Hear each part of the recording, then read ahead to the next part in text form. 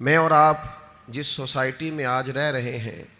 اس میں بہت سارے لوگ خیر کی طرف آتے ہیں، بڑی تیزی سے نیکی کے ارادے کرتے ہیں، مخلص ہوتے ہیں، اخلاص بھی پورا ہوتا ہے، لیکن نیکی پر ڈٹے نہیں رہتے۔ کچھ دن تو خیر سے کام کرتے ہیں، کچھ دن تو جد و جہد کرتے ہیں، لیکن جتنی تیزی سے وہ آتے ہیں اتنی تیزی سے واپس جاتے ہوئے بھی دکھائی دیتے ہیں۔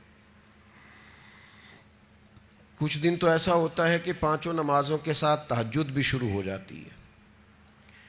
تلاوت قرآن مجید، ذکر، اذکار، درود و سلام،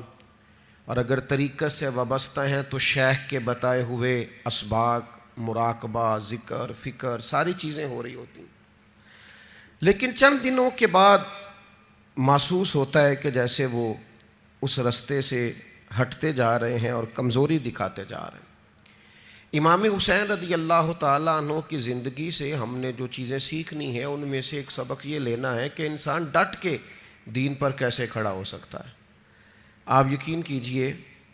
بہت سارے لوگ ایسے ہیں جو مخلص ہیں، چاہتے ہیں میں دین پر عمل کروں، لیکن صرف اپنی برادری کا مقابلہ ہی نہیں کر پاتے، اپنے دوستوں کے بیچ ہی سٹینڈ نہیں لے پاتے، اپنے گھر کے اندر ہی انہیں کھڑا نہیں ہونا آتا، ذرا سی بھی استقامت نہیں دکھاتے۔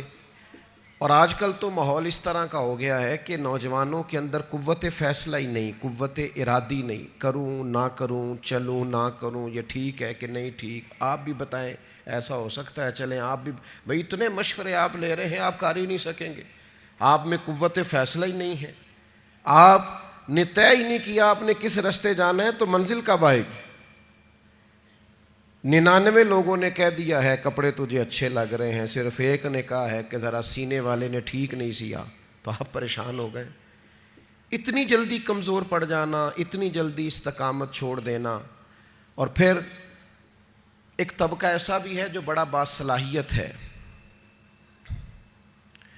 بڑی زبردست طاقت رکھتا ہے، کام کرنے کی ہمت رکھتا ہے، وسائل بھی ہیں، ذرائع بھی ہیں، سلیقہ بھی ہے، شعور بھی ہے، نہیں ہے تو استقامت نہیں ہے۔ چونکہ استقامت نہیں ہے تو ساری صلاحیتیں ہونے کے باوجود وہ لوگ کبھی کامیاب نہیں ہو سکتے، کیونکہ ان کے پاس استقامت ہی نہیں ہے۔ اللہ تعالیٰ نے قرآن مجید کے اندر اس بات کو بیان فرمایا ان الذین قالوا ربنا اللہ ثم استقاموا۔ یہ قرآن مجید کا ذرا انداز کریمانہ دیکھیے، فرمایا بے شک وہ لوگ جنہوں نے کہا اللہ ہمارا رب ہے، ثم استقاموا، پھر وہ ڈٹ گئے، جم گئے اس بات پر اللہ ہمارا رب ہے، پھر اس پہلو پر پورے طور پر وہ کھڑے ہو گئے،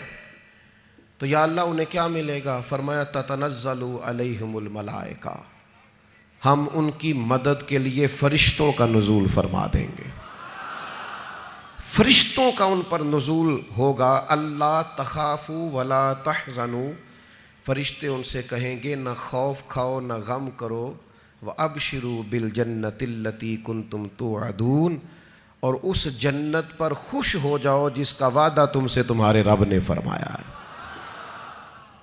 ان الذین قالوا ربنا اللہ ثم استقاموا،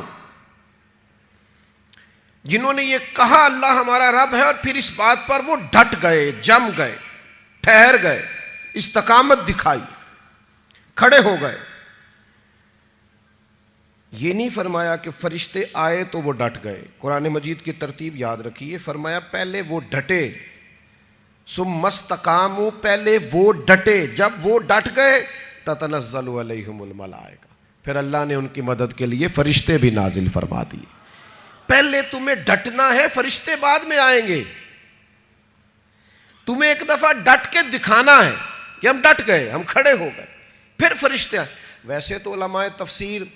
اکثر نے یہی لکھا ہے کہ یہ جو فرشتے آتے ہیں نا مومنوں کے پاس، یہ موت کے وقت آتے ہیں، اور یہ بھی بڑی نعمت ہے کہ موت کے وقت فرشتہ آ جائے اللہ کی مدد لے کر۔ یہ فرشتے قبر میں آتے ہیں، یہ فرشتے میدان محشر میں آئیں گے، یہ مومن کے پاس آتے ہیں، خوشخبری سنانے آتے ہیں فرشتے۔ لیکن صاحب تفسیر روح المعانی فرماتے ہیں نہیں بھائی،